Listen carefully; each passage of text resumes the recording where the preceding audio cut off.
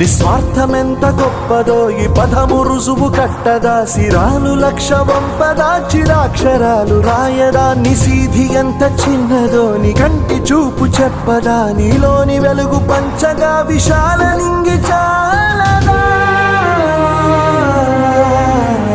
మనుష్యులందు నీ కథ మహర్షిలాగా సాగదా, మనుష్యులందు నీ కథ మహర్షిలాగా సాగదా.